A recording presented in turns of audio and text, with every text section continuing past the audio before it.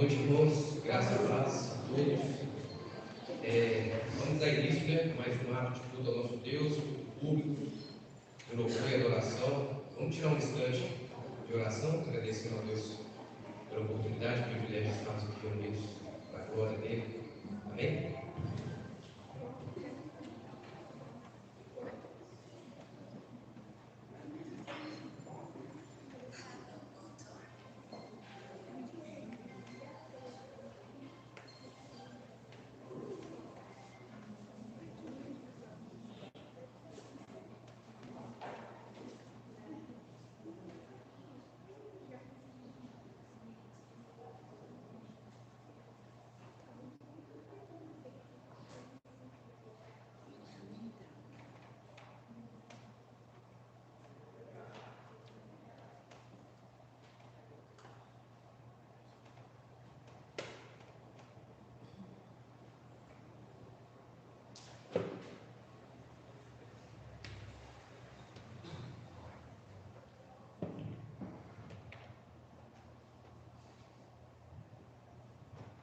Grande Deus, queremos render graças nesse momento ao Senhor, Pai.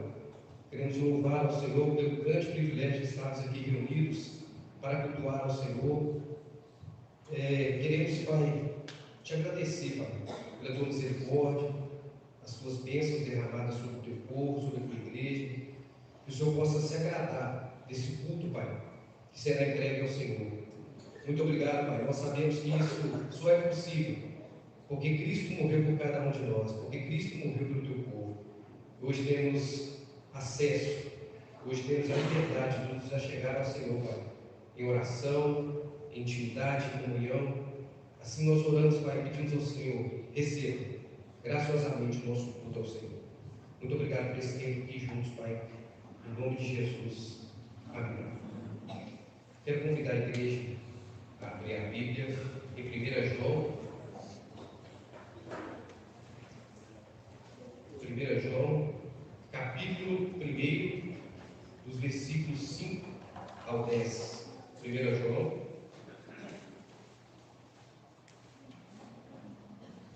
capítulo 1, dos versículos 5 ao 10.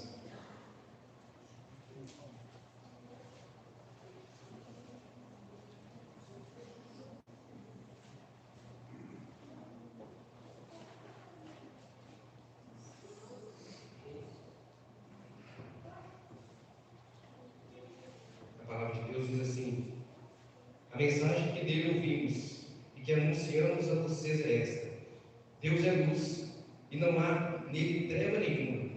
Se dissermos que mantemos comunhão com ele e andarmos nas trevas, mentimos e não praticamos a verdade. Se andarmos na luz, como ele está na luz, mantemos comunhão uns com os outros, e o sangue de Jesus, seu Filho, nos purifica de todo pecado. Se dissermos que não temos pecado nenhum, a nós mesmos enganamos, e a verdade não está em nós. Se confessarmos os nossos pecados, ele é fiel e justo para nos perdoar os pecados e nos purificar de toda injustiça. Se dissermos que não cometemos pecado, fazemos dele um mentiroso, e a sua palavra não está em nós. A palavra de Deus é clara quando diz que todos nós somos pecadores. Romanos vai falar que todos pecamos e carecemos da glória, da graça de Deus. Então, nesse momento, nós possamos tirar um tempo de confissão a Deus dos nossos pecados.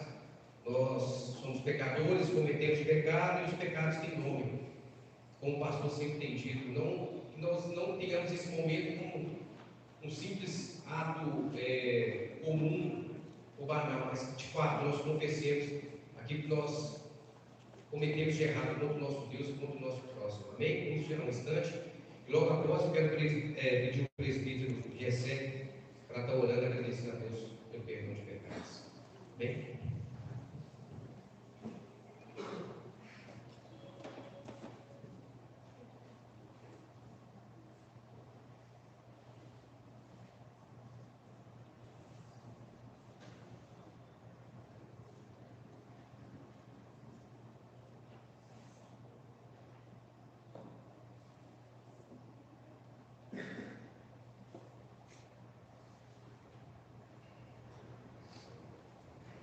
Santo Deus e eterno Pai, nós louvamos o Senhor nesse instante, porque o Senhor é bom, o Senhor é misericordioso e justo, é o Deus perdoador. Nós, Pai, nesse instante, colocamos o teu povo na tua presença para buscar de ti o perdão das nossas faltas que temos cometido diante do Senhor, pensamento, palavra, obra, seja o que for. Mas na certeza que o Senhor já nos perdoou, nós já agradecemos ao Senhor, porque sabemos que o Senhor é bom e misericordioso. Então, nós confiar na tua misericórdia, na bondade do Senhor, é que nós entregamos as nossas vidas às tuas vidas, que o Senhor nos dirige na maneira de glorificar e gozá-lo com o Senhor. Em nome de Jesus. Amém. Amém. Quero convidar a igreja a abrir o lugar, no hino de número 71. Que também é uma oração, né? Hino de número 71 do Hinário.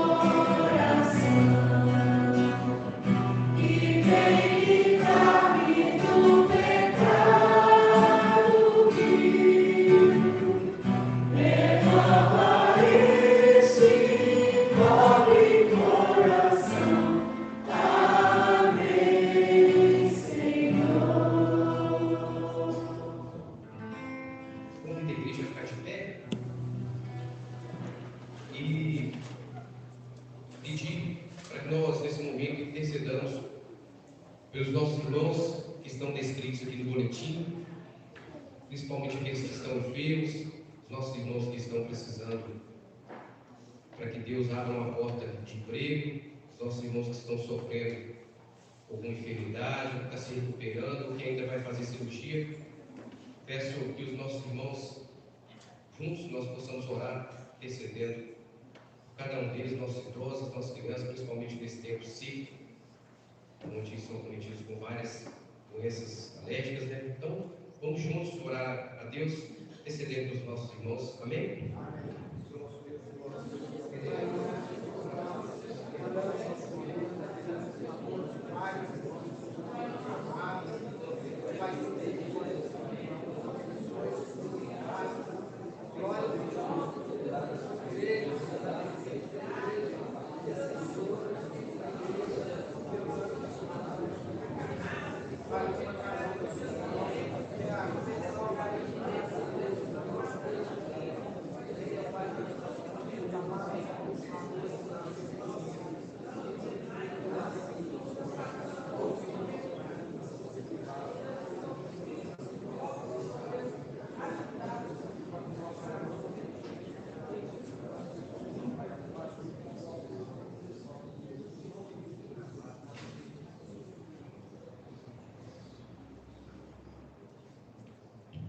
Ainda de pé, eu quero pedir aos irmãos que abram suas Bíblias no livro de Atos.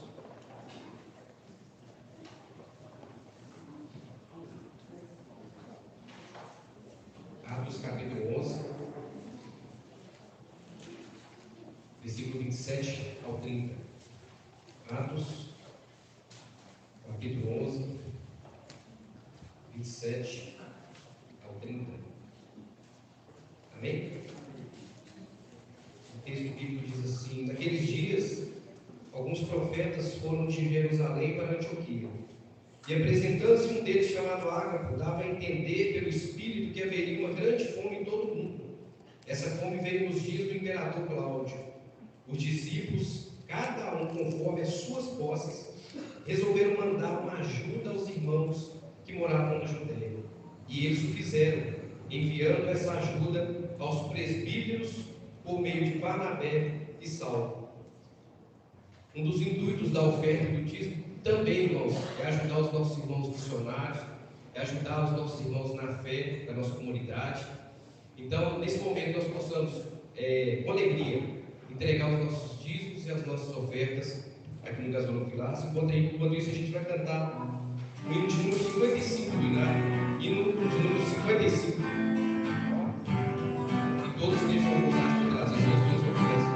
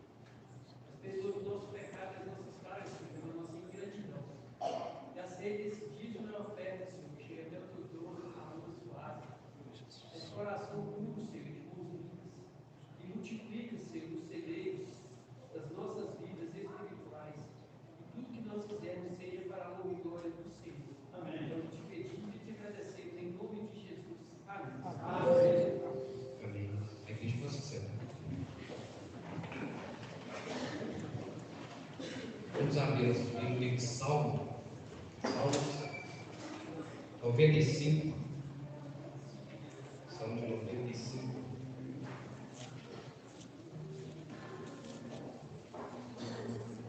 Salmos 95.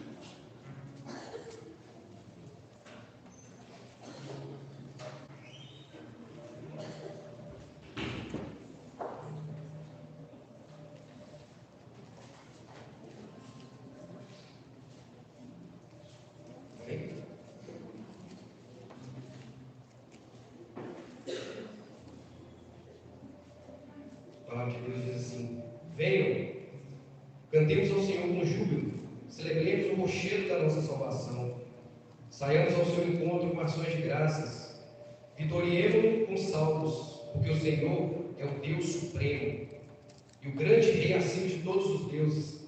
Nas suas mãos estão as profundezas da terra e as alturas dos montes lhe pertencem. Dele é o mar, pois ele fez, obra de suas mãos, os continentes. Venham, adoremos e prostremos-nos, ajoelhemos diante do Senhor que nos criou. Ele é o nosso Deus, e nós somos povo do seu pasto e ovelhas de sua mão.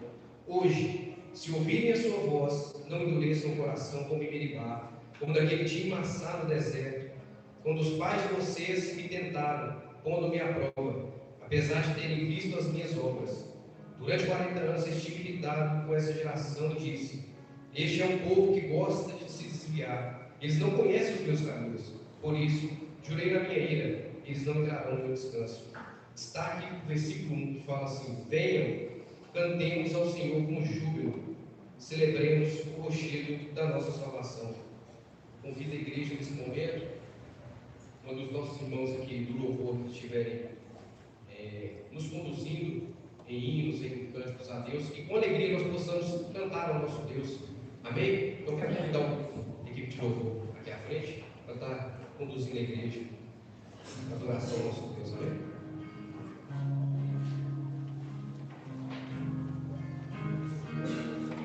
Boa noite, irmãos, graça e paz. Vamos ficar de pé para louvar o nome do Senhor.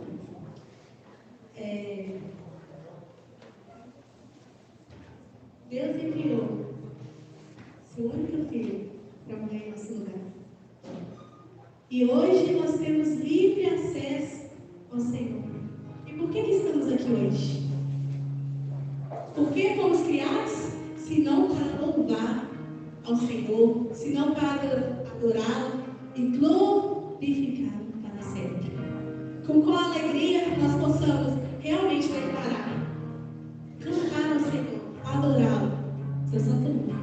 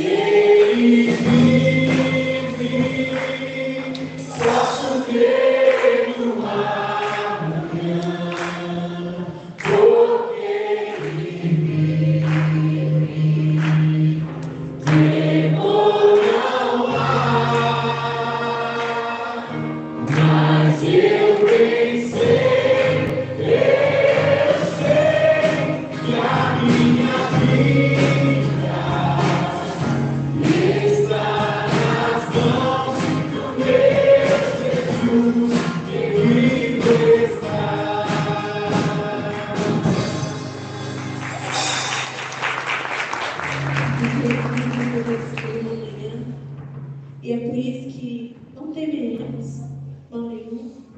Quem poderá nos separar do amor de Deus? Nem morte, nem tribulação, pois nada pode nos separar do amor de Deus.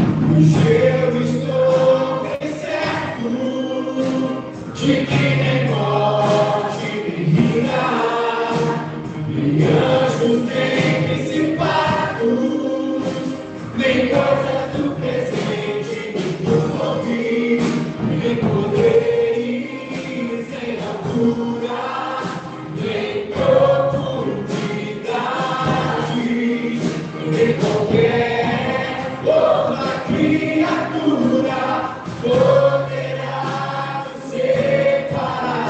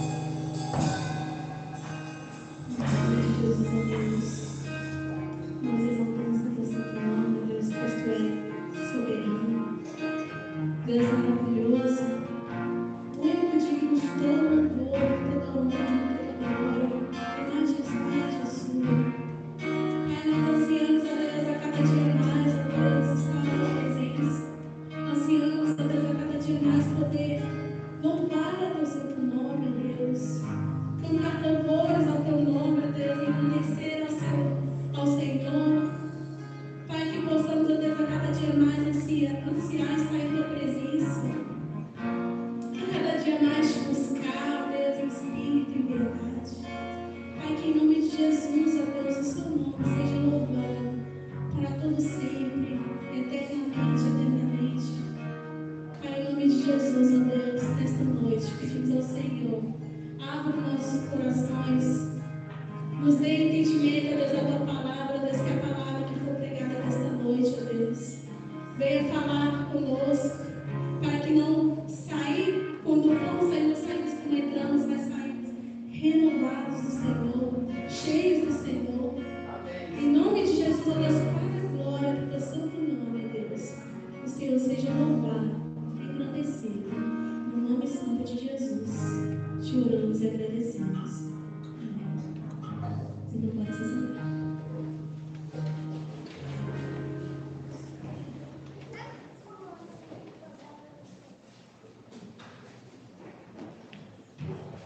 Glória a Deus.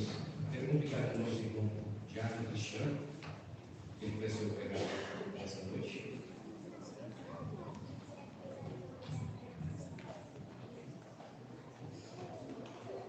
Quero pedir o presbítero Nico que faça uma oração. Antes disso, eu quero chamar as crianças aqui à frente.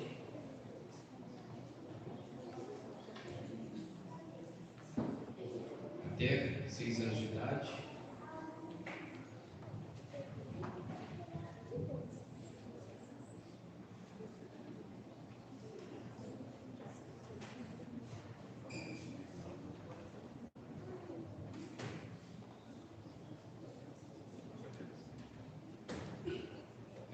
Pedir o presbítero Nico que ore pelas crianças e pelo Cristiano. Pai, Deus poderoso, graças estudando que estamos aqui nessa noite. Graças estudando, ó Deus, para ser a oportunidade de louvar e agradecer o teu santo nome. Neste momento, Pai, nós te pedimos pelo estudo das crianças que vão se separar neste momento, que esteja abençoando cada uma delas, elas possam, Pai, entender o teu recado nessa noite, possam continuar a ter uma igreja viva agora e para todos sempre. Pedimos também, ó Pai, meu pregador dessa noite, que esteja abençoando, que os teus lábios possam falar palavras para edificar, para crescimento da igreja. Que nós possamos entender o teu recado dessa noite. É a nossa oração no nome de Jesus. Amém.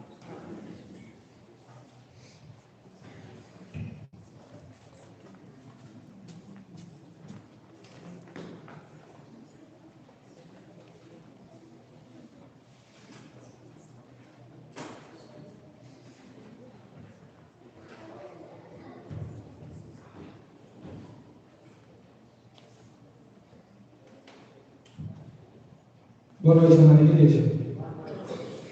Que a graça do Senhor Jesus fale conosco essa noite, amém?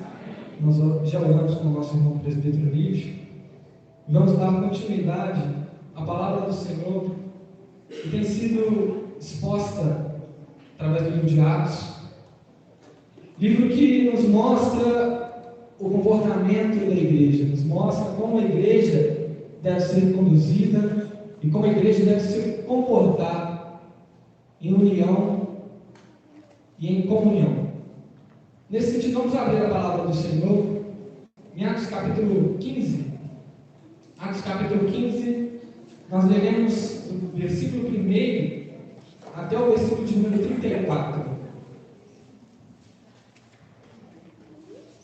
Atos capítulo 15, do versículo 1 até o versículo de número 34. Eu peço aos irmãos que se coloquem de pé para que a gente possa fazer essa leitura de forma alternada.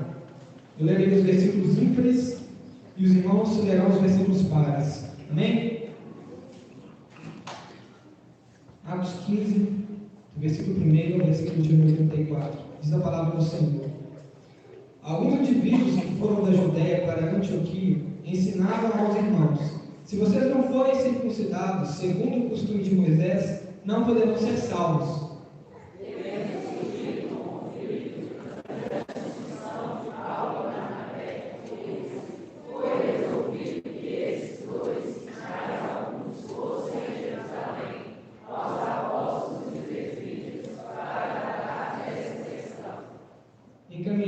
pois, pela igreja, atravessaram as províncias da Fenícia e Samaria, e narrando a conversão dos gentios, causaram grande alegria a todos os irmãos. Quando chegaram a Jerusalém, foram bem recebidos pela igreja, pelos apóstolos e pelos presbíteros, a quem relataram tudo que Deus havia feito com eles.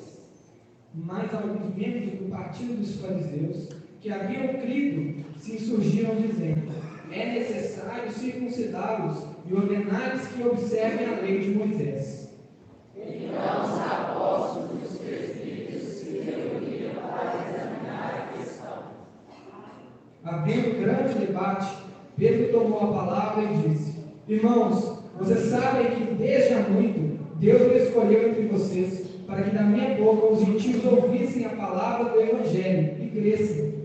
Deus que conhece os corações e deu testemunhos, concedendo o Espírito Santo a eles, como também havia concedido a nós. E não estabeleceu distinção alguma entre nós e eles, purificando-lhes o coração por meio da fé. Agora, pois, se vocês quiserem dar a Deus, como sobre o pescoço dos discípulos, um jugo que nem os nossos pais puderam suportar, nem nós. Mas cremos que somos salvos pela graça do Senhor Jesus, assim como eles. Toda a multidão se silenciou, passando a ouvir a Mané e Paulo, e contavam quantos sinais e prodígios Deus tinha feito por meio deles e entre os. Depois que eles terminaram, Tiago tomou a palavra e disse: irmãos, ouçam o que eu tenho a dizer. Se não acaba de relatar como, primeiramente, Deus visitou os gentios, a fim de constituir entre eles um povo para seu nome. Com isso, concordam as palavras dos profetas, como está escrito: Depois disso, voltarei e edificarei o tabernáculo caído de Davi, edificarei as suas ruínas e o restaurarei. para que o restante da humanidade busque o Senhor, juntamente com todos os gentios, sobre os quais tem sido invocado o meu nome. Diz o Senhor, que fará essas coisas desde os tempos antigos. Por isso, julgo que não devemos perturbar aqueles que entre os gentios se convertem a Deus. Mas os segredos que se abstenham das contaminações dos ídolos, bem como da imoralidade sexual, da carne de animais sufocados e do sangue. Porque Moisés tem em cada cidade, desde tempos antigos, os que pregam nas sinagogas, onde é lido todos os sábados. Então pareceu bem aos apóstolos e aos presbíteros, com toda a igreja, elegeram os nomes entre eles e enviaram na Antioquia, juntamente com Paulo e Barnabé. Foram eleitos Judas, chamado Barsabás, e Silas, que eram líderes entre os irmãos. Mandaram por eles a seguinte carta: os irmãos, tanto os apóstolos como os presbíteros, aos irmãos gentios em Antioquia, Síria e Cilícia, saudações. E sabemos que alguns que saíram do nosso meio, sem nenhuma autorização, perturbaram vocês com palavras, transtornando a mente de vocês. Pareceu-nos bem, chegados a pleno acordo, eleger alguns homens e enviá-los a vocês com os nossos amados Barnabé e Paulo. Homens que têm arriscado a vida pelo nome do nosso Senhor Jesus Cristo. Portanto, estamos enviando Judas e Silas, os quais pessoalmente lhes dirão as mesmas coisas. Pois pareceu bem ao Espírito Santo e a nós também por vocês para orientar a vida dessas coisas essenciais. Que vocês se abstenham das coisas sacrificadas a ídolos, bem como do sangue e da carne de animais sufocados e da imoralidade sexual. Se evitarem essas coisas, farão bem, passem bem. Se forem enviados a partir para Antioquia, e tendo reunido a comunidade, entregaram a carta. Quando a leram, ficaram muito alegres pelo consolo recebido. Judas e Silas vieram a lei de profetas, consolaram os irmãos com muitos conselhos e fortaleceram. os irmãos deixaram que voltassem em paz aos que enviaram. Amém. Até ali.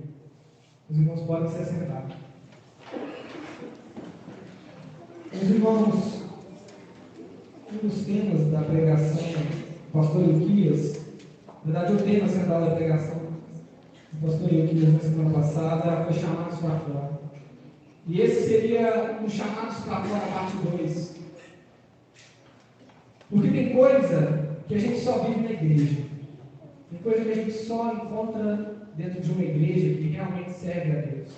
Há certamente bons valores como honestidade, verdade, companheirismo, que são necessários e incentivados em empresas, escolas, ambientes de grupo, que possuem algum tipo de objetivo em comum. Contudo, o povo de Deus, a igreja em especial, é diferente.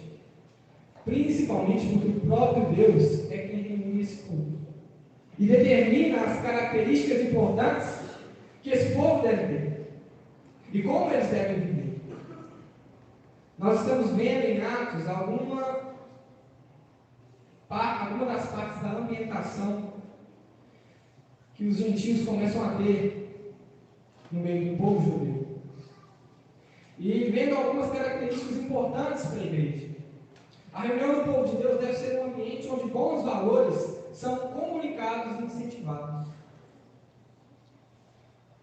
Mas, para além disso, mais importante do que isso, um povo que carrega o selo do próprio Espírito Santo deve buscar estar em plena comunhão com o Senhor e fazer aquilo que agrada a Deus. Paulo escreve aos Efésios desfrutando de toda sorte de bênçãos espirituais também. Na carta de Efésios, Paulo se dedica a escrever sobre isso. Toda sorte de bênçãos espirituais.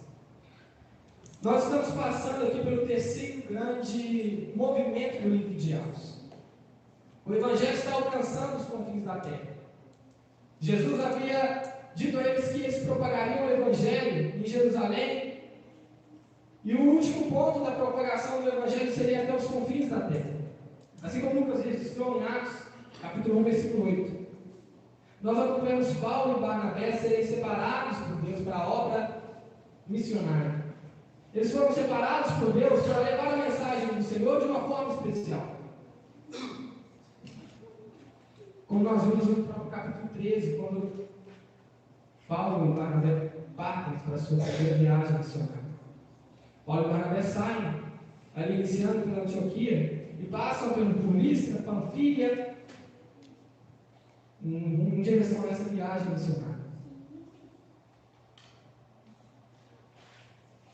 Vimos como Lucas registrou brevemente a primeira viagem a essas cidades. Como o Evangelho estava alcançando os gentios. E agora, no capítulo 15, nós vamos ver a igreja se reunir no que ficou conhecido como o primeiro grande concílio da igreja, para tomar a decisão de que maneira os gentios deveriam se comportar perante a igreja e como esses gentios deveriam ser recebidos como cristãos. Esse concílio que seria reunido teria por objetivo decidir como deveria ser a admissão dos novos convertidos que não são judeus, mas que são de todos os outros povos e confins da terra. Como deveríamos tratar esses irmãos? Lembrando que também nós somos gentios, nós não somos judeus. É bom a gente lembrar sempre disso, para lembrarmos como seria a nossa participação ali, mediante aquilo que estava acontecendo. A igreja presbiteriana, meus irmãos, é uma igreja que segue um sistema de governo onde as decisões não são tomadas por apenas uma pessoa. Nós já falamos aqui que foi reunido ali um concílio para a decisão. Nós vimos isso na palavra do Senhor. E a igreja presbiteriana tem por si a base de governo, não através de uma única pessoa, e também não através de um consenso entre todos os membros da igreja, mas sim através de líderes que representam essa igreja, de líderes que são votados e escolhidos no meio do povo. Por isso as reuniões conciliares elas são tão importantes. elas trazem para a igreja decisões que afetam a vida de toda a comunidade cristã. Talvez alguns de nós consideramos essas reuniões como mera burocracia, que elas não têm um valor espiritual algum. Muitas vezes nós entendemos que essas reuniões, essas burocracias que existem no meio da igreja, porque tem a igreja local, aí tem o conselho da igreja local, aí o conselho da igreja local tem o presbitério, e esse presbitério tem o sínodo, e o sínodo tem o Supremo Concílio, e por aí eu já não entendo mais nada. Mas não é verdade, quando nós paramos para estudar um pouquinho sobre a nossa igreja, nós percebemos que ela está cumprindo aquilo que foi estabelecido pela igreja primitiva, ali em Jerusalém. E é importante nós entendermos, meus irmãos, porque Atos vai nos ensinar que é através desses concílios e da sabedoria desses líderes que o Senhor vai lapidando e moldando a sua igreja. Através dessas decisões que Deus vai direcionando a sua igreja. Na semana passada, em Atos capítulo 14, nós vimos que a igreja torna os problemas em motivação. Ela pega aquele problema que é criado dentro do seio da igreja e transforma aquilo em solução e motivação para continuar na caminhada. Nós vimos que a verdadeira adoração exerce e há uma necessidade de exercício do cuidado através da prestação de contas. Através da prestação de contas. Quando surge o problema lá na Antioquia, com Paulo e Barnabé, onde aqueles irmãos que viajaram da Judeia e foram até lá, falaram que eles tinham que ser circuncidados, que os gentios precisavam seguir as leis, surgiu então um dilema. E esse dilema foi levado a esse concílio para decisão. E essa decisão ela afetaria a vida de toda a igreja. Paulo e Barnabé, como ouvimos nas semanas anteriores, e a partir das suas viagens, eles retornam a Antioquia. E quando eles retornam para a Antioquia, eles se deparam com aquela situação. Com aqueles irmãos que sem autorização chegaram até ali. Irmãos que eram do partido dos fariseus, e os irmãos vão se lembrar aí, quem conhece um pouquinho aí da história pregressa a vida de Jesus, sabe que os fariseus eram os principais, da principal, digamos, escola ali entre os judeus e daqueles mais ferrenhos. Foram deles os responsáveis, principais responsáveis por crucificar Jesus. E o problema que eles levam ali para Antioquia precisava ser resolvido. Esse problema relatado nos primeiros versículos não era um problema que poderia ser resolvido na igreja local. Era um problema que precisava ser resolvido por toda a liderança da igreja. Então eles vão viajar para Jerusalém e ali, reunindo esse concílio, vão examinar a questão. Vejam bem que era uma preocupação naquela época que não houvesse uma ruptura da igreja. Porque poderia muito bem ser muito simples ali. Paulo e Barnabé, beleza, vocês estão achando que tem que cumprir a lei? Vocês vão lá abrir uma igreja ali na esquina, e a igreja da esquina de vocês vai ser a igreja de Cristo que cumpre a lei, que é a igreja dos gentios. Então a gente divide, todo mundo é cristão, mas a gente abre duas portas aqui. Essa não era a intenção. A intenção era manter a unidade cristã. E por isso o tema é levado aos apóstolos e os presbíteros. Outra questão interessante, que é importante nós termos em mente, enquanto vida da igreja, é que aqui o texto cita sobre os presbíteros como líderes das igrejas. Os presbíteros como líderes que iam tomar aquelas decisões juntamente com os apóstolos. É interessante nós vermos que à medida que os apóstolos iam morrendo, ou que a igreja ia crescendo, os novos apóstolos não eram eleitos, mas sim presbíteros. Eram eleitos presbíteros que cuidariam da vida da igreja, cuidariam da parte espiritual da igreja. E é claro, meus irmãos, que eles eram responsáveis por tomar a decisão que influenciaria muito na vida da igreja. E aquele concílio vai chegar à conclusão própria de que não havia necessidade de os gentios fossem circuncidados. Ainda assim, parte da Assembleia não queria se sujeitar à opinião da maioria, sendo necessária uma exposição poderosa por parte dos apóstolos e dos presbíteros para convencê-los de que de fato não era necessário estar debaixo da lei ou debaixo da circuncisão. E enquanto eles discutiam essa questão e promoviam a resolução daquele dilema, nós podemos ter algumas lições espirituais muito importantes. Lições vitais vão sendo estabelecidas como necessárias para a igreja.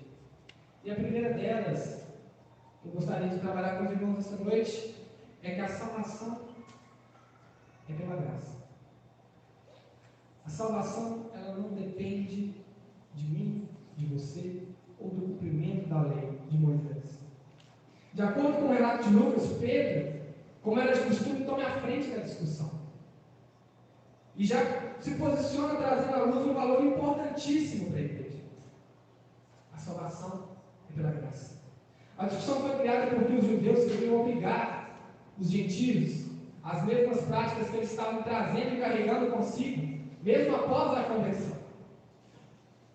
Aqueles judeus, meus irmãos, eles não eram mais judeus que viviam sem conhecer, ou aqueles que crucificaram a Cristo e não se arrependeram. Aqueles judeus não. Eles passaram por uma transformação.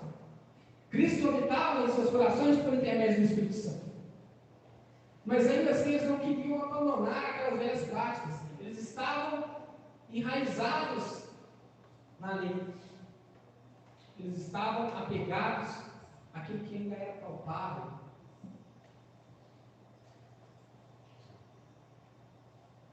E como se a salvação ainda dependesse desses elementos. Como se todos que criam em Jesus ainda tivessem que viver debaixo da lei.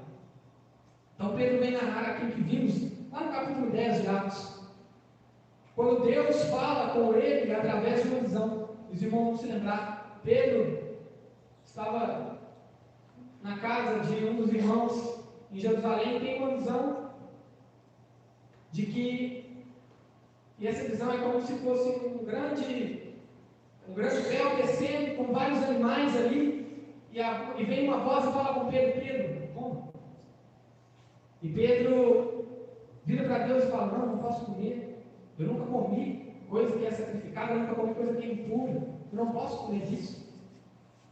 E a voz responde a Pedro: aquilo que eu purifiquei não se torne como impuro. Isso acontece 3 vezes. E após essa visão, Pedro vai encontrar com Cornélio. Pedro vai encontrar com Cornélio e todos aqueles que estavam ali reunidos em sua casa. E eles receberam o Espírito Santo, porque Pedro havia compreendido que a mensagem de salvação por intermédio de Jesus não dependia de se você era judeu ou não. Não dependia de se você cumpria a lei ou não. Não dependia se você era circuncidado ou não. Mas dependia única e exclusivamente da graça do Senhor Jesus derramada sobre a nossa vida, sobre a vida daqueles que ali estavam, sobre a vida da família de Cornélio. Eles receberam naquele dia o Espírito Santo e foram batizados. Meus irmãos, percebam que Deus não colocou condicionante aqui para a escolha de Cornélio e para que o Espírito Santo habitasse em seus corações. Deus não colocou condicionante para a salvação daqueles homens ali. Ele não estabelece preceitos ou deveres a serem cumpridos para que todos nós possamos alcançar a salvação. E aquilo não era um engano. Aquilo era obra do Espírito Santo. E o fato de que a mesma experiência ocorre na casa de Cornélio, conforme ocorreu ali também no dia de Pentecostes, era para provar de forma cabal que o Espírito Santo habitava nos gentios. O Espírito Santo desce ali sobre a família de Cornélio, do mesmo modo que desceu sobre os discípulos no dia de Pentecostes. Da mesma maneira. Da mesma maneira. E nós já vimos que Deus estabelece em todo o livro de Atos, uma narrativa de grandes sinais para comprovar a sua obra no meio do povo. Sinais e prodígios são obra do Senhor no meio daquele povo para comprovar a sua mão agindo ali. E a conversão de Cornélio foi um desses prodígios e sinais de que Deus estava agindo para a conversão dos gentios, para a purificação dos gentios. Ele purifica e é o único capaz de purificar os nossos corações. No Antigo Testamento, Deus purificava os corações por intermédio do sangue dos animais. No Novo Testamento, Deus purifica os corações por intermédio do sangue de Jesus. A salvação vem pela graça até nós, mediante a fé, que também não vem de nós, é dom de Deus. A obra da salvação pertence a Ele. Nós somos meros instrumentos na mão de Deus. Somos meros instrumentos de uma obra salvífica em nossas vidas. Pedro ainda continua em sua fala e questiona a multidão por que eles queriam colocar tamanho jugo sobre os gentios. Porque eles queriam impor a mão sobre os gentios, sendo que nem eles, nem os seus pais puderam suportar a lei sobre a cabeça deles. Eles não puderam suportar tamanha carga de cumprimento da lei de Moisés, porque eles não poderiam cumprir. Eles eram falhos, eles eram pecadores, e por muitas vezes eles descumpriam a lei de Moisés. É só a gente relembrar um pouquinho aqui o que acontecia na época que o povo estava peregrinando pelo Egito. Era Moisés virar as costas, o povo já esquecia quem era Deus, já esquecia quem tinha que adorar. Esse é o povo de Deus, somos nós. Nós temos uma memória muito falha, muito fraca, para lembrar daquilo que Deus faz por nós. Temos uma memória excelente e excepcional para lembrar do que aquilo que a gente julga que Deus deixou de fazer. Nós precisamos nos lembrar que a obra maravilhosa do Senhor em nossas vidas é a salvação em Cristo Jesus. Pedro está tratando aqui que a salvação não vem pelas obras. Ele está colocando de forma bem clara que não depende daquilo que nós fazemos, mas daquilo que Deus faz em nós. Que nenhum deles é capaz de cumprir a lei de forma integral. Somente um foi capaz. Somente Jesus cumpriu a lei de forma integral, sem se desviar em nenhum momento. E ele pagou um alto preço por todos aqueles que não conseguem cumprir a lei. E é por isso que todas as vezes quando nós colocamos condicionantes perante Deus para a nossa salvação, nós estamos pecando diante de Deus, porque não há condicionantes. Deus nos salvou pela sua graça e pelo seu imenso amor. Após Pedro fechar a sua fala, Paulo e Barnabé vão dar o testemunho de tudo aquilo que eles haviam vivido ali durante as suas viagens missionárias, comprovando tudo aquilo que Pedro havia falado e todas as maravilhas que Deus havia feito na vida dos gentios. E esse foi um dos principais propulsores da reforma protestante.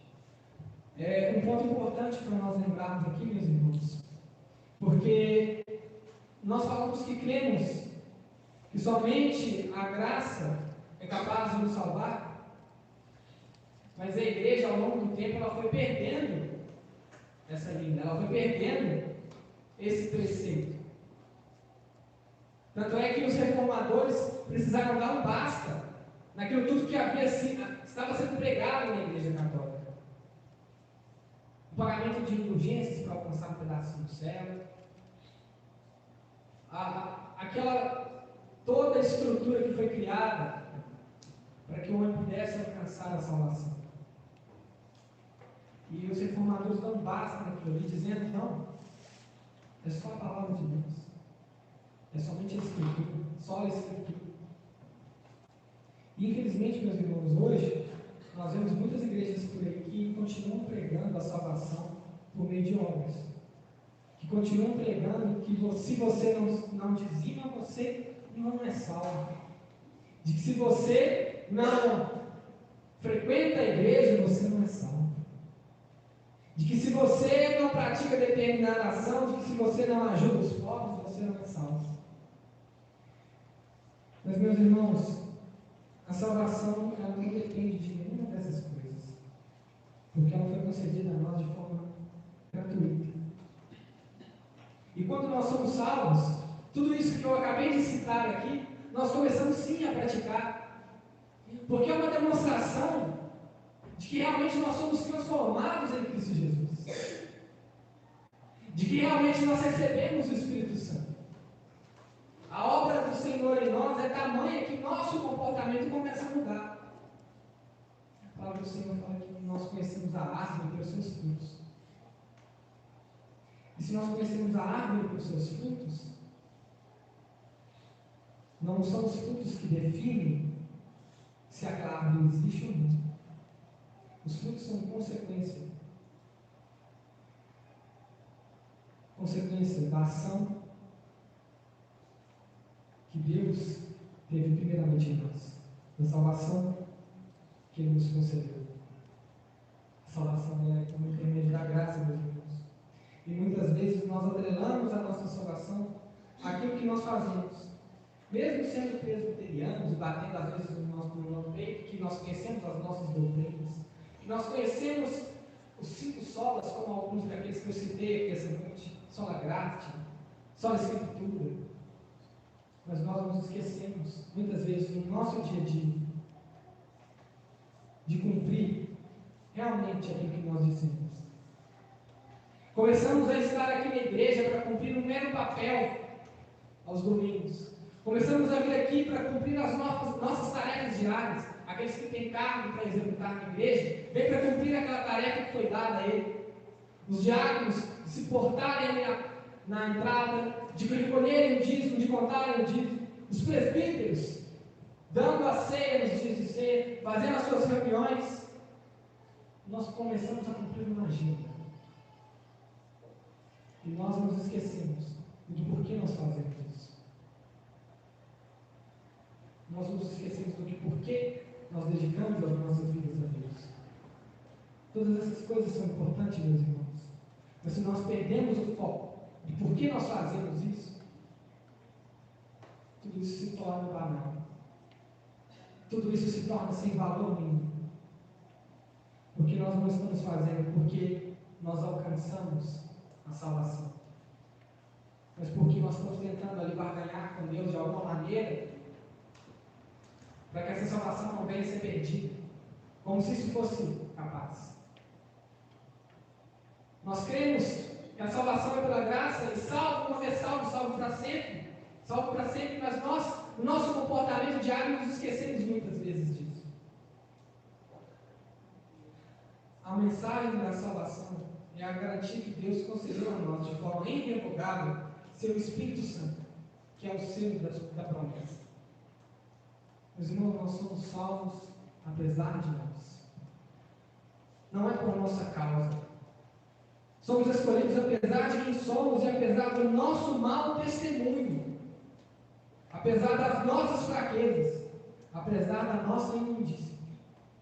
Que mesmo buscando fazer aquilo que é certo, e nós buscamos, porque nós temos o Espírito Santo em nós, que habita em nós, que age em nós. Nós buscamos fazer aquilo que está dentro da palavra do Senhor. Mas muitas vezes nós falhamos. E quando atrelamos a nossa salvação a isso, jamais conseguiríamos alcançar a graça de Deus. Jamais. Meus irmãos, é bom a gente sempre lembrar, mesmo sendo um tema tão debatido no meio da nossa igreja,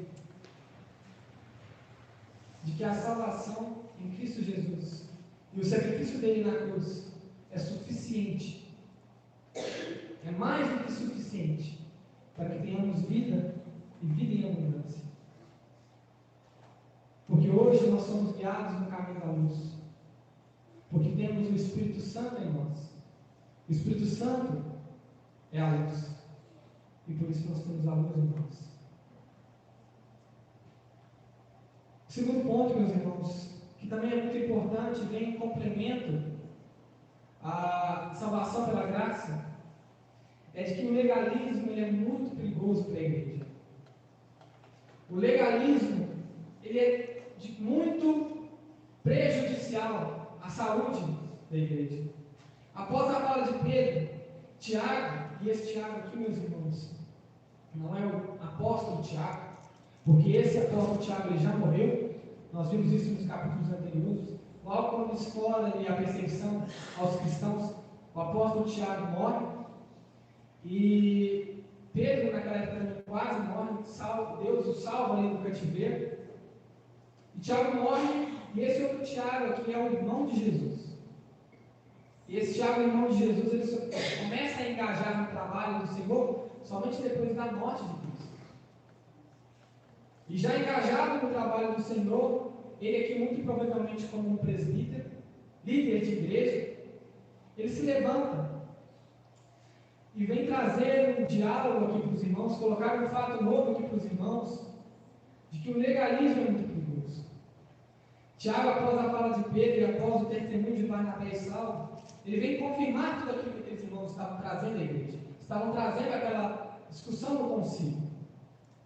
E ele vem trazer um fato novo, porque ele cita a palavra do Senhor.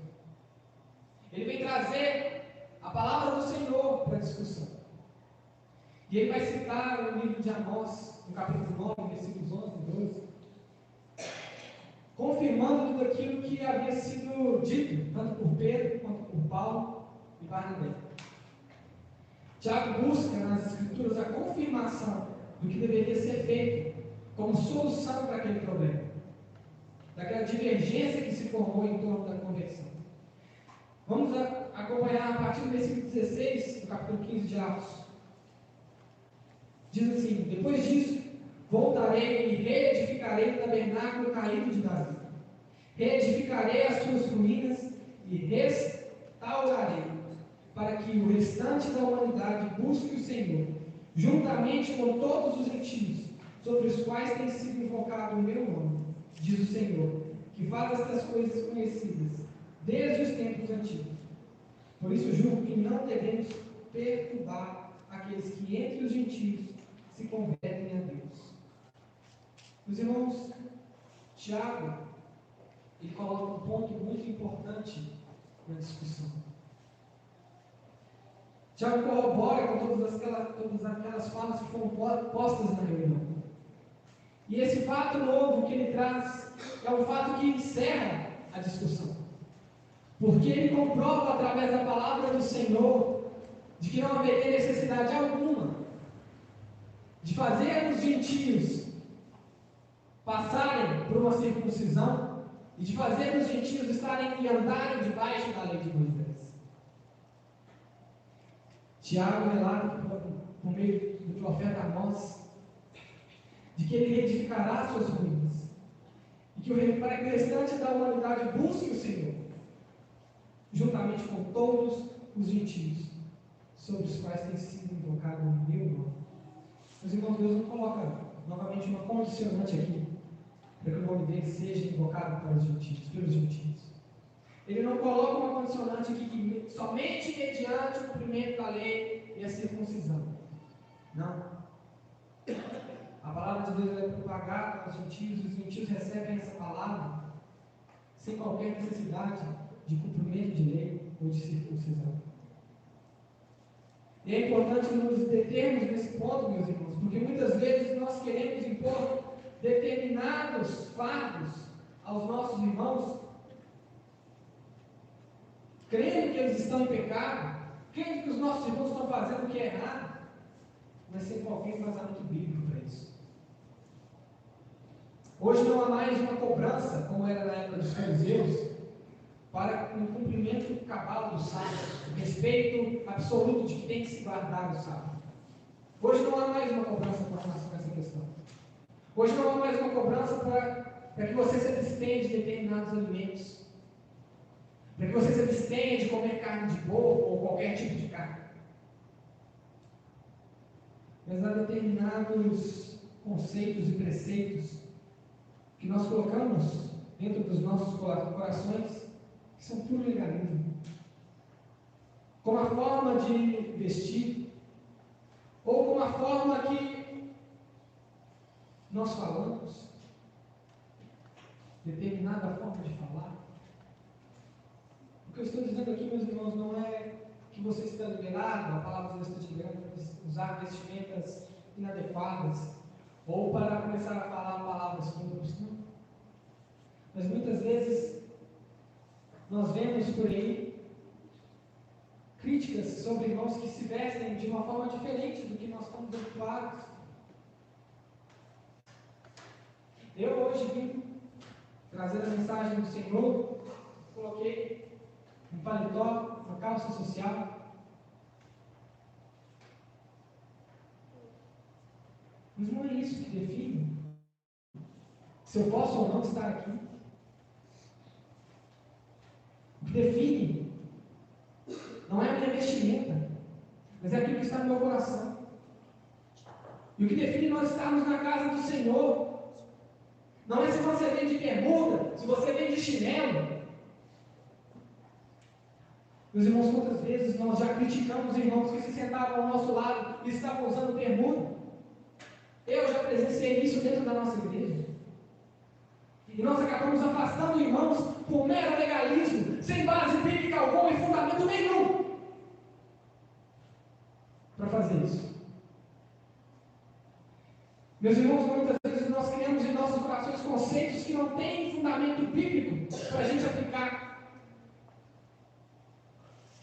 Um desses conceitos, e eu não vou me demorar muito nesse tema, é a questão da tatuagem.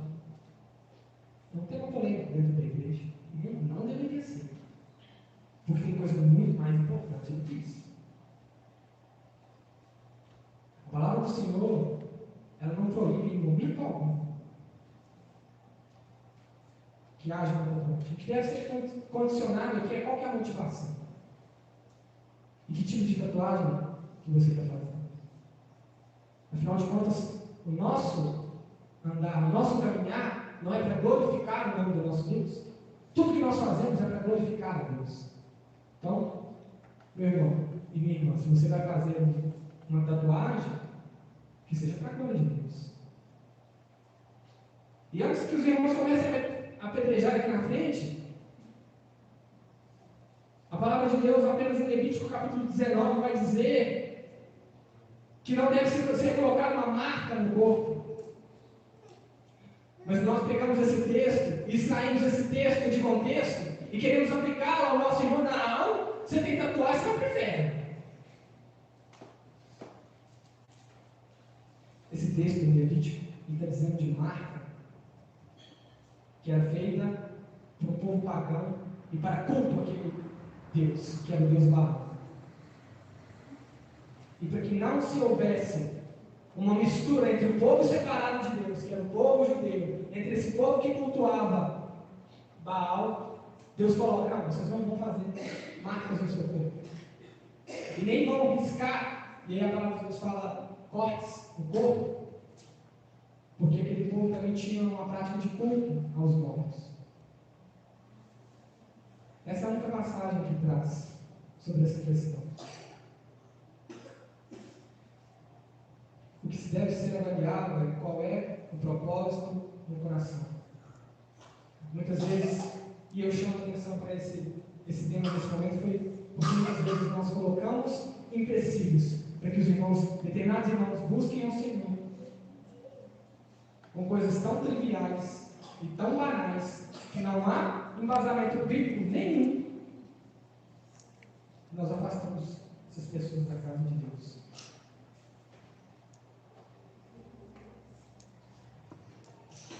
Meus irmãos, se a gente sair um pouquinho da nossa bolha, nós vamos ver por aí irmãos espalhados com culturas completamente diferentes da nossa, com forma de falar completamente diferente da nossa, mas que muito provavelmente estão agradando muito mais o coração de Deus do que nós, porque estão se dispondo a pregar a palavra de Deus.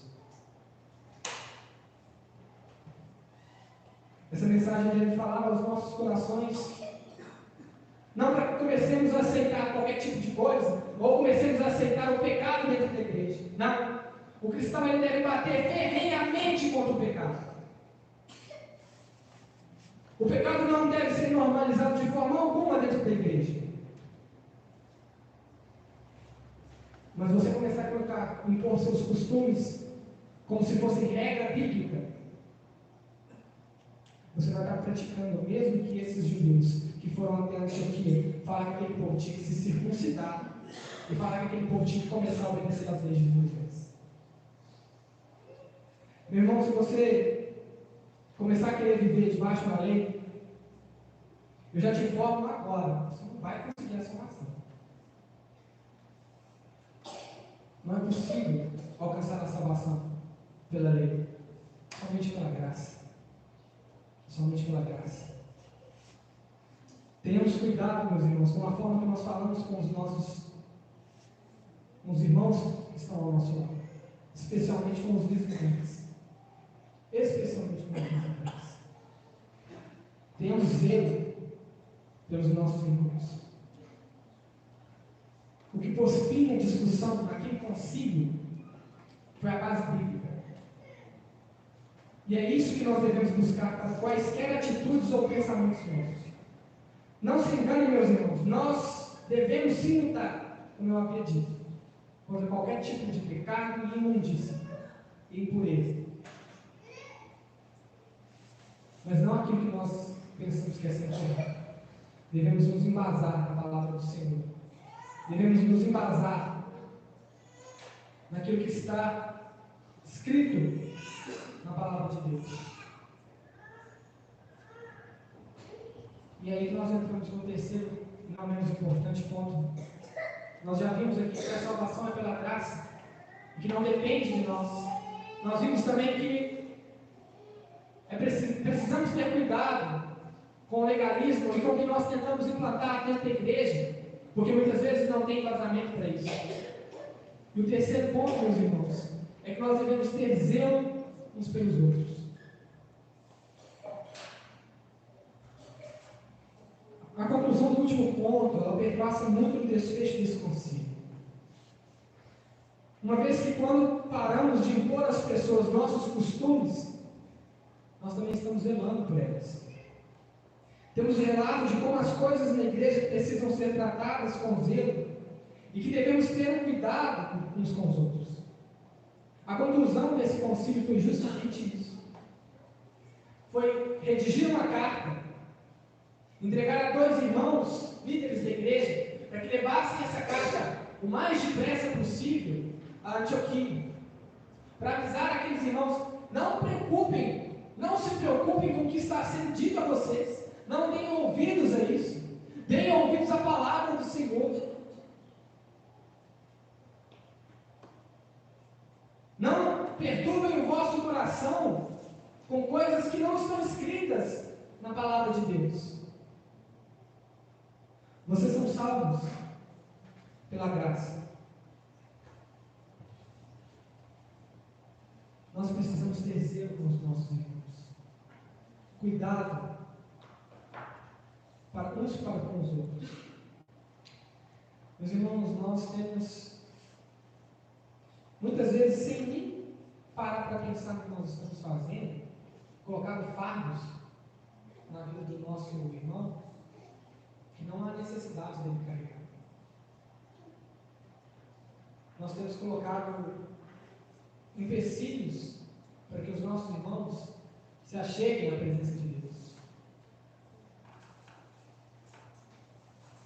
E eu falo também para mim, porque muitas vezes quando nós... O que a igreja pretende é alertar sobre o perigo de uma vida sem Deus, de uma vida em pecado. E o pecado, ele é determinado por aquilo que está descrito na palavra de Deus, e não pelos nossos costumes ou por nossas regras próprias. Demonstre zelo e cuidado pelo seu irmão, meu amado. A igreja, ela demonstra zelo em cada uma das suas decisões. A igreja demonstra zelo com o cuidado que tem em se reunir e discutir situações que são perigosas para a igreja, como o que havia ocorrido em Antioquia. Um legalismo que estava tentando ser implantado sem qualquer embasamento. Um legalismo que estava a ponto de dividir a igreja, mas que serviu para crescimento do reino. Eu espero e quero muito ser essa igreja. Uma igreja que apoia, que não aponta o dedo a quem está do lado na primeira oportunidade que tem, mas que se vê o seu irmão em pecado, o ajuda a sair daquela situação.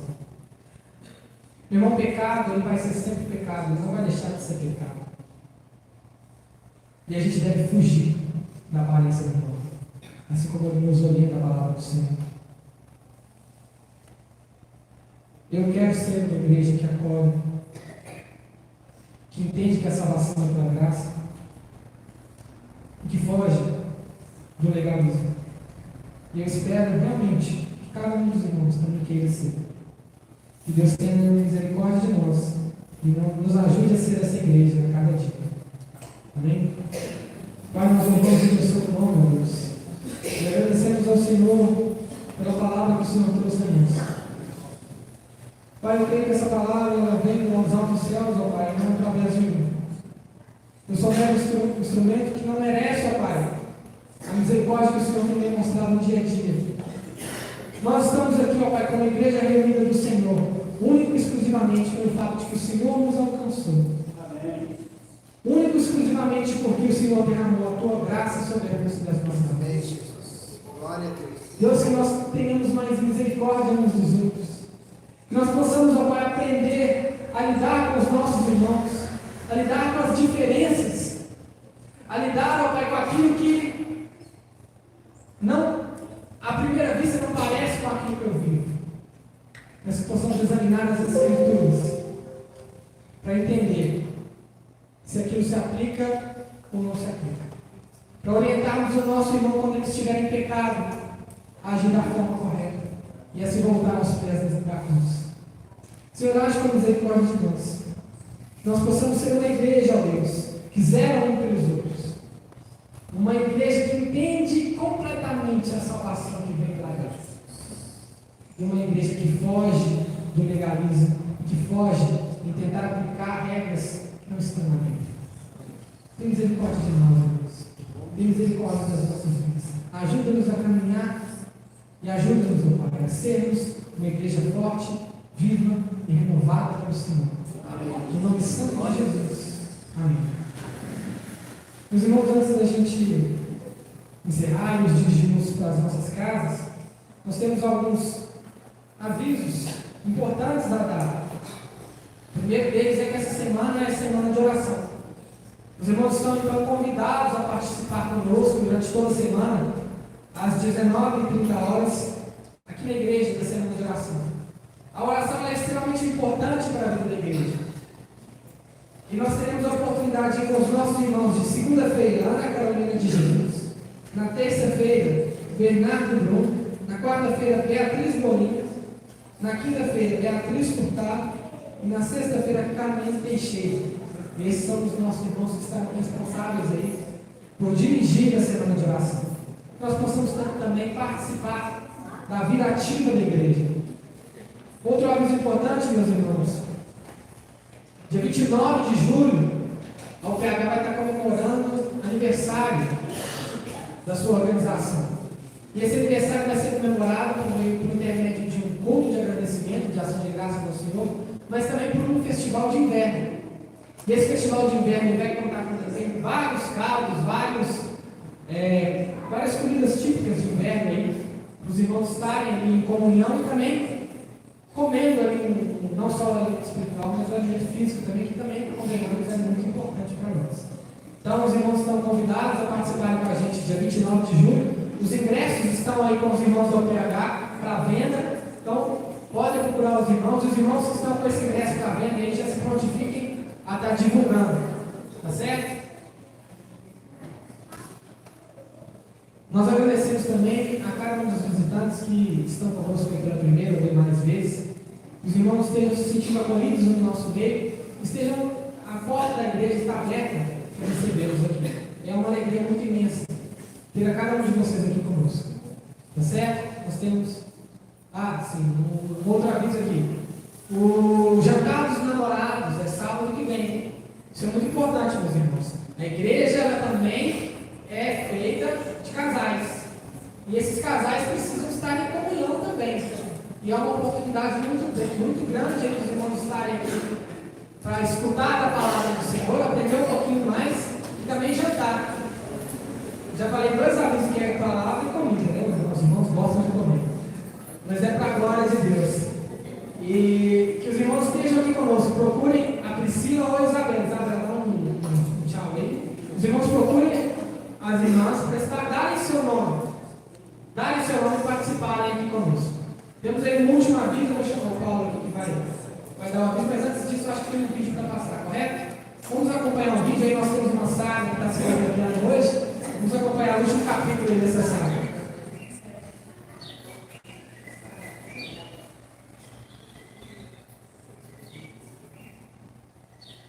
O que será que significam aqueles vídeos que eles estão passando todos os domingos no final do culto aí? Ó, no primeiro vídeo, um apagão. Segundo, um chapéu. Terceiro, uma pulseira vermelha. E por último, o pessoal andando na igreja, cantarolando e deixando brigando com eles com a máscara brasileira. Nada faz sentido. Eu tenho que ver um pedaço desses vídeos tudo de novo para ver se eu consigo de fato entender alguma coisa. Agora, isso sempre deixa a gente animado, empolgado, e curioso pensando, tipo assim, sobre qual será a próxima atualização que vem por aí.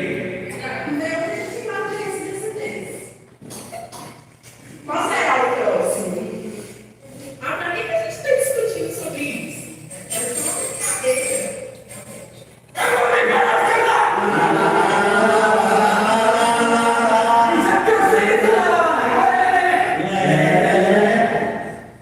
Espera aí. Agora eu já sei que tudo isso me lembrou. Santidade, no vale do sofrer, por todos os dias.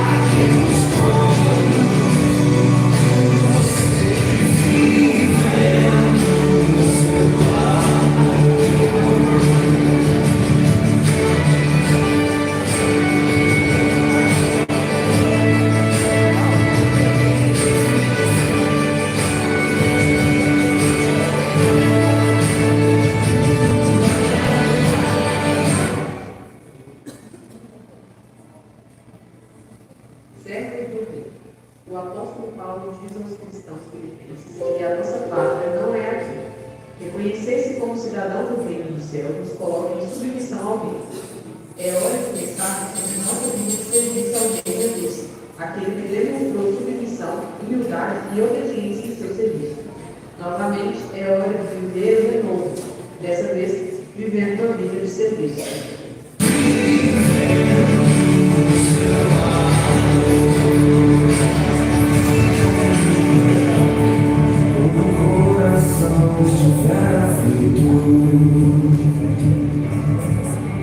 Se lembre de quem ele é.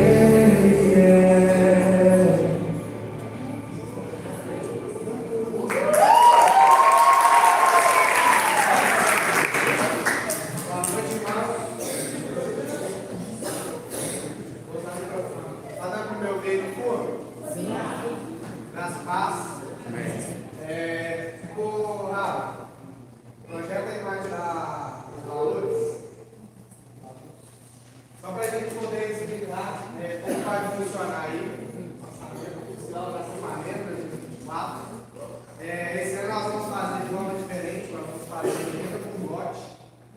E a sua inscrição ela só será garantida mediante pagamento da primeira parcela. E a primeira parcela ela não pode ter um valor inferior a R$50. Por que disso, irmãos? Porque ano passado nós tivemos muito problema com inscrições de última hora e para administrar isso é muito complicado. E nós temos um número bem limitado de vagas. Então nós vamos, os irmãos que estiverem interessados em participar conosco do acampamento do próximo ano, vamos procurar, a gente vai liberar o link para vocês poderem fazer a inscrição. Então, o primeiro lote, ele vai até 30/9, e o valor da suíte é 360, do alojamento é 300. O segundo lote vai até o dia 1º/10 até 31/12, os valores aqui da suíte 450, do alojamento 350. E o terceiro lote até 10/3. Nosso acampamento vai acontecer 28 a 31, na Semana Santa, né? 28 de março. Então, os irmãos que tiverem interesse, pode procurar todos os membros da comissão ou convidá-los até à frente para os irmãos saberem quem são. O Cristiano já está aqui. Nós, esse ano, integramos a Isabela na nossa comissão, a Isabela, o Júnior. Rafa está lá em cima, Terezinha está lá fora. Vem aqui, irmão. Também tem o pastor e a Priscila. Então, qualquer um desses irmãos, vocês podem procurar para falar, tem interesse na inscrição, que vão passar o nome para a gente e nós vamos disparar o link para vocês poderem fazer a inscrição. Ficou alguma dúvida? Não? Ninguém perguntou, mas vamos falar também a respeito das crianças. Esse ano, infelizmente, nós não conseguimos absorver o valor, a metade do valor para as crianças de 6 a 10 anos. Então, como o pessoal do Alvarez, o Saço da Alvarez, essa é uma forma diferente de conduzir um trabalho deles lá. A única coisa que nós vamos fazer é absorver as crianças nessa faixa etária dos cursos de alimentação. Então, no primeiro lote aqui, ó, criança de 6 a 10 anos, tem que estar aqui acompanhado dos pais, né, com certeza. Se o pai for ficar no alojamento da criança, a inscrição da criança vai ser R$180. Se for na suíte, vai ser R$240. Aí aumenta proporcional no segundo lote. Ok? Entendido? Amém? Todos os irmãos que estejam orando por nós nessa comissão, assim que nós encerramos o acampamento desse ano, nós já começamos a trabalhar aí para o acampamento do nosso ano, e a igreja esteja orando por nós, porque é um trabalho que de fato dá muito trabalho, mas pela graça do Senhor, todos que nós já realizamos não morreu, e como o Senhor foi glorificado, muito gostoso e é muito gratificante. Para a gente poder encerrar esse vídeo, os irmãos que estejam orando pela comissão,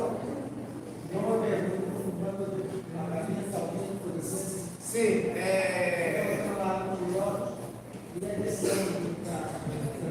o lote é para pagamento iniciado, ou seja, iniciou o lote ali em 30/9, você vai ter até o dia do acampamento lá para dia 10 para terminar o pagamento. Então, respondendo a pergunta do Miguel, ele perguntou se vai poder fazer o pagamento parcelado. Sim. Então, se você fizer inscrição agora no mês de julho, você vai ter 8 meses aí para poder parcelar. Vai ser parcelado em 8 meses. Sendo que a última parcela só pode ser paga no dia 10/3. Então, para quanto é o parcelado? Oi? Quanto fica o parcelado? Então, no ato da sua inscrição, quando você for fazer a inscrição com a gente já faz o cálculo dos valores e já passa o valor do parcelamento. Ou seja, se você fizer agora em julho, 8 parcelas. Se você fizer no próximo mês, você tem um mês a menos para poder pagar. Oi? 8.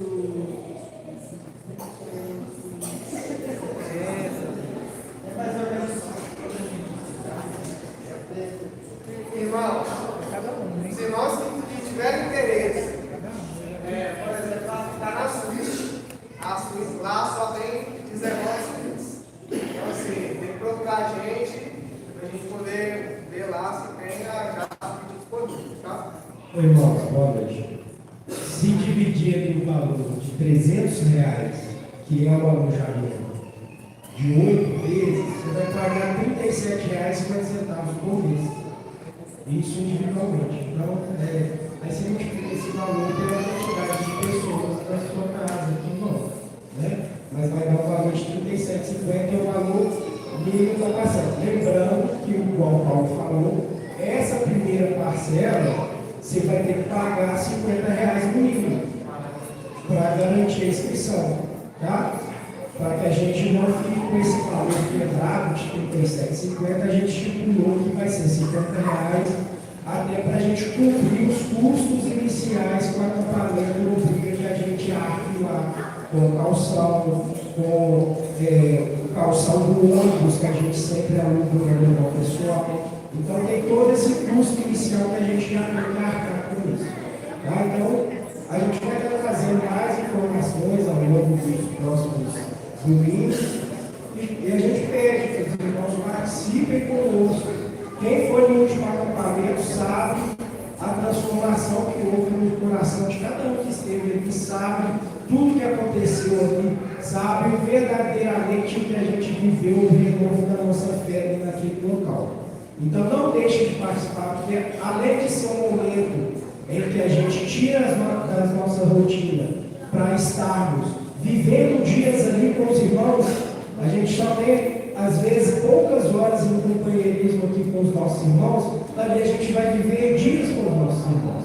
Nós vamos aprender com os nossos irmãos, nós vamos conversar com aqueles irmãos que normalmente você não conversa aqui na igreja. Então, é de bom grado que toda a igreja esteja participando. A gente volta a falar. Aquelas pessoas que tiverem dificuldade financeira, mas têm vontade de estar participando, nos procurem, isso não é empecilho. Nós queremos é que vocês estejam lá presentes junto conosco, para que vocês possam, além da palavra de Deus, estarem praticando a comunhão. Amém? Mas nos procure logo, meus irmãos, porque os irmãos perceberam, esse ano é diferente. Ano passado nós tivemos condições mais vantajosas no final para não deixar ninguém de fora. Mas esse ano a parcela fica mais cara para o final. Então o irmão tem que ter interesse de ir. Ah, eu não tenho condição de ir, mas eu quero. Nos procure. Nos procure. Último aviso antes da gente orar pela comissão. Hoje tem cantina. A cantina aí é em prol da compra das cadeiras e das mesas. Então os irmãos que puderem ajudar ali com a cantina, a gente agradece, que Deus abençoe a vida de cada um. Então, irmão, só mais uma coisa. Hoje a gente está aqui no caminho. Essa semana inicia-se a semana de oração. E o mês passado nós iniciamos um projeto de estarmos orando aqui na parte da manhã.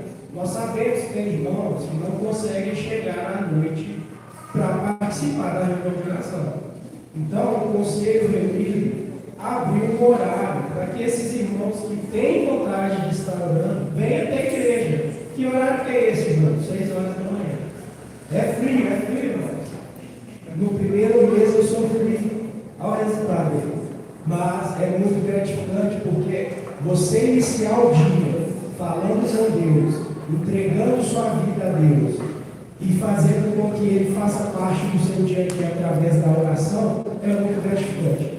Quem esteve aqui viveu momentos bons, então convido vocês também para viver esses momentos com a gente. Então, como que funciona? A partir das 6 horas da manhã, as portas da igreja vão estar abertas, a oração é meia hora só. De 6 às 6h30, está todo mundo liberado para poder já ir para o serviço, para a escola e tudo mais. Então, venham participar conosco, tá? Amanhã, a partir das 6 horas da manhã.